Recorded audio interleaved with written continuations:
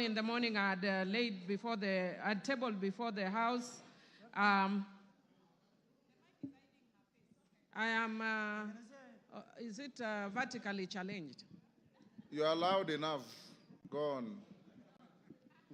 Thank you, Mr. Speaker.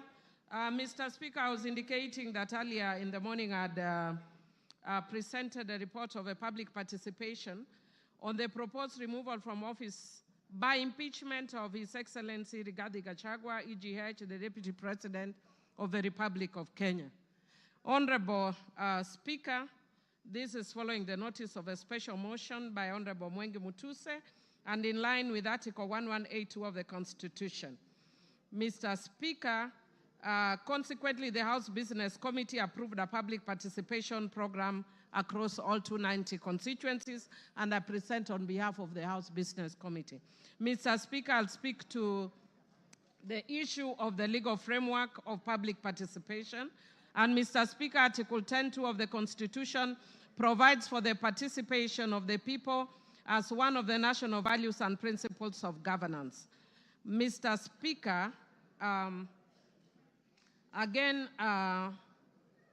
Article 118 of the Constitution requires Parliament to ensure public access and participation of the people in its affairs. I will not go to the details, and we can read it for ourselves because of time. Mr. Speaker, I wish to note on my own behalf that in quasi-judicial proceedings like this, public participation is not really necessary, even though the courts are pronounced that they are. In my view, they are not actually necessary in a quasi-judicial processes like this, because, Mr. Speaker, it's almost like saying that the judiciary needs public participation in making their decision. Having said that, Mr. Speaker, I also want to speak to the issue of timelines. And, Mr. Speaker, Parliament has spoken very clearly on the issue of timelines, under Standing Order 64.2. And in summary, Mr. Speaker, I would want to say, if you read the standing order, that there are very strict timelines for a process or a motion like this. And Mr. Speaker, in setting the period, the National Assembly was guided by the need to preserve the overarching constitutional principle of acting without unreasonable delay. The special motion for removal from office by impeachment of the Deputy President was therefore processed in accordance with the timeline set out under Standing Order 64. Mr. Speaker, in buttressing the necessity for expedited consideration of special motions, previous speakers of the National Assembly of Kenya expressed themselves on the question of timelines for considering special motions by the House when the special motions were filed proposing the removal by impeachment of the then cabinet secretaries, Honorable Anne Waiguru, Honorable James Macharia, Honorable Kaimenyi, and more recently, Honorable Mithika Linturi. In all the foregoing instances, the Speaker emphasized the need to dispose of a special motion as soon as is practicable to remove the anxiety of hangman's noose from the neck of a state officer proposed for impeachment. Mr. Speaker, you have seen the level of anxiety that the Deputy President has undergone, and indeed when he was actually giving the press statement yesterday, he was almost in tears. And that is why the House hastens the process so that the emotional turmoil is lessened having gone through this process, Mr. Speaker. Mr. Speaker, the Clerk of the National Assembly published advertisements on the 2nd, 3rd, and 4th of October and invited written submissions via hand delivery, post, or email until the 5th of October 2024. Mr. Speaker, all these were also advertised on the 4th of October and extended to the 5th in each constituency. To assist in this exercise, a public view template was made available to the public in both English and Kiswahili to guide submissions. On the 3rd and 4th of October 2024, 40,000 copies of the public view templates were also circulated as newspaper pullouts. This template was designated to provide clarity and precision in responses, whether for or against a motion. Number 2, to supplement other means of public input. And 3, to ensure both qualitative and quantitative feedback was captured, which is actually as has been directed by the courts in the past.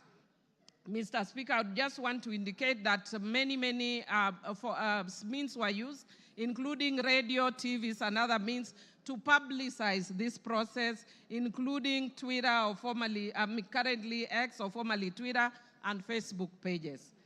Mr. Speaker, the public was invited to submit views either in support or in opposition of the special motion or offer other views. Mr. Speaker, I wish to laud Kenyans for their growing consciousness on their civic rights and duties. Mr. Speaker, people participated in various ways, as was witnessed both on electronic and social media, Mr. Speaker. And Mr. Speaker, many Kenyans who are participated very expressively. Mr. Speaker, I think many of us saw people expressing their views in many ways, some of which I will explain later.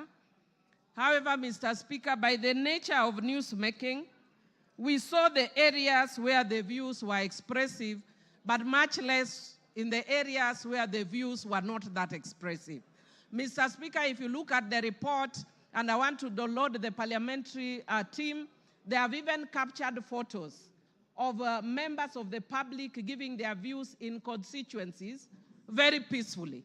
But Mr. Speaker, as I want to repeat, that by the very nature of newsmaking, what we will see are the dramatic scenes. And those we saw, I don't think it is shame as such, it's their right and they can share. Mr. Speaker, I wish to indicate I wish to report that based on all that, over 200,000 responses were received, of which 65.1% supported the motion, while 33.81% opposed the motion, and 1.09% offered neutral or other alternative views. Mr. Speaker, some of the members in contributing have actually alluded to some of those alternative views. I've heard the speaker right before me talking about the issue that Kenya has very many pressing issues. Mr. Speaker, indeed it is true, Kenya has many pressing issues, and as a House, we are already seized of those issues and are indeed already dealing with some of those issues. One of those issues that the Parliament has raised is the issue of education, the education system, and we have called the CS for Education more than 2 times to deal with that issue. Again, on the health issue, we have also invited the CS for Health amongst other officials. So indeed, the House can chew and walk at the same time.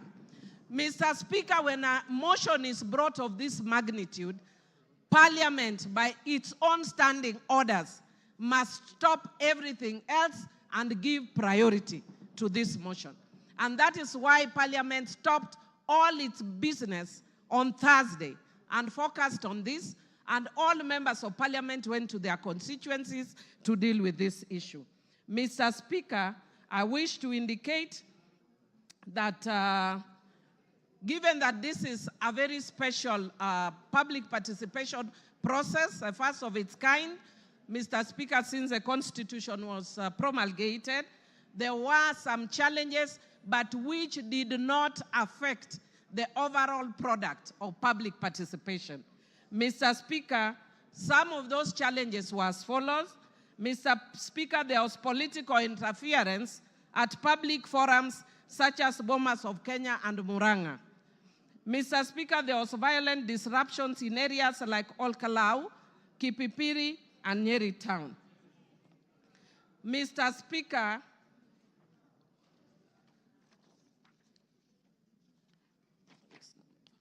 Mr. Speaker, there was incomplete or unclear submission, including forms without identifying information or contradictory responses. Mr. Speaker, there was low turnout in some constituencies due to insecurity, such as in Bura. Mr. Speaker, public expectation for monetary compensation for participation was also experienced. Mr. Speaker, there was late submission of forms and memorandum in some instances. There were threats of violence towards officers and inappropriate language in some email submissions. And Mr. Speaker, there was pressure from some constituencies such as Olkalau and Kipipiri for officers to declare results prematurely. On the whole, Mr. Speaker, most places in the country went on uninterrupted. And the results that I just indicated to you, Mr. Speaker, are based on that. Mr. Speaker, because of time, and I would like other members to speak, I would want to invite members to look at the report that has been tabled by the House Business Committee. Mr. Speaker, I'll just speak very briefly on my own account. Mr. Speaker, I wish to indicate on my own account as a member of Suba North constituency that what we are going through post-2010 constitution, I want to agree with the honorable member that has spoken and said that it's a very important process, because indeed it is. Mr. Speaker, it is a defining moment constitutionally and a first of its kind since 2010. It is both a legal and a political process. Mr. Speaker, the Supreme Court in the Sonko's case confirmed that impeachment is not just about civil liability or criminal culpability, but it's about accountability, political governance, as well as policy and political responsibility. Mr. Speaker, I'll speak very briefly to that in the end, but I want to speak to the issue of grounds. I'll be very brief, Mr. Speaker. Mr. Speaker, there are 3 grounds that have been given under Article 150 of the Constitution. Mr. Speaker, I want to speak to the issue, the 3rd ground, which is gross misconduct. Mr. Speaker, I have actually looked at the Constitution and there is no definition of gross misconduct. I have looked at our laws and there is no definition of gross misconduct. Mr. Speaker, Black's Law Dictionary defines gross misconduct as a dereliction of duty, unlawful or improper behavior. Mr. Speaker, on that account alone, virtually every ground that has been stipulated here would amount to gross misconduct. Mr. Speaker, speaking as a governance expert, perhaps it's one of the areas we may want to change in future in the Constitution. Because I was saddened when Nancy Baraza was removed from office for just touching somebody's nose. Only. Even pinching. Yeah? Touching somebody's nose. So, Mr. Speaker, what I would like to say, Mr. Speaker, is based on these grounds, it is easy to impeach. Mr. Speaker, if you just had me 1 minute, please. Mr. Speaker. Okay, you have 1.5. Thank you, Mr. Speaker. Mr. Speaker, I would just want to say that I've been by nature, I know I'm a very tough person, but by very nature, I'm also very empathetic. And I've been sympathizing a lot with the Deputy Speaker, especially, Deputy President, sorry, especially when he prays, because I'm also a prayerful person. But Mr. Speaker, I would want the Deputy Speaker to learn from this. Deputy President. Sorry, Deputy President. Sorry, I don't know why I keep going to Honorable Gladys. Mr. Speaker, in my book, which I've just released, Rego Beregt, Principle 9, the power of words, taming the tongue. Mr. Speaker, if the Deputy President had been quiet, he would have carried many people in this house. But he did not tame the tongue. And every time he spoke, he's just showing further and further division of the country. And I feel sad as a country that many people, even my friends, because I have many friends in Central Kenya, who are calling me, are not calling me from a governance perspective. They are telling me, please save us Mount Kenya. Mr. Speaker, when will we ever reach a point as a country when we look at governance issues and not ethnic parochial issues that have divided the country for a long time, Mr. Speaker? Mr. Speaker, I do empathize with the Deputy President, and I wish the hand he extended to the President, he had done it much earlier. Mr. Speaker, I hope he learns from the experience of Coriolanus of ancient Rome, who had won many battles, and his fame preceded him. But when he got in politics, his mouth brought him down. Mr. Speaker, I support. Gladys Sholei, not information. There's nobody on the floor. Speak. You wanted to speak. Okay, but just allow me to correct one issue that has been raised twice on the issue of Nancy Baraza. Nancy Baraza